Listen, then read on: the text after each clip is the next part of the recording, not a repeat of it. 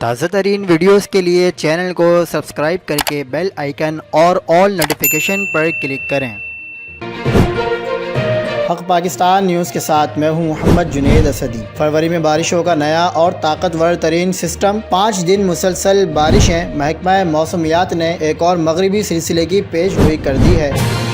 آپ کو اہم خبر سے آگاہ کرتے چلیں۔ موسم بہار کی آمد ہے۔ 16 سے 20 فروری کے دوران خیبر پختونخوا، گلگت بلتستان، بلوچستان، کشمیر اور پنجاب کے بالائی و وسطی علاقوں میں شدید گرج چمک اور تیز ہواؤں کے ساتھ بارش اور پہاڑی علاقوں میں برف باری کا بھی امکان ہے۔ اس اسپیل میں موسلادھار بارش کے ساتھ ژالہ باری کے بھی امکانات ہوں گے، جبکہ اس دوران جنوبی پنجاب اور سندھ میں تیز گرد آلود ہوائیں چلیں گی۔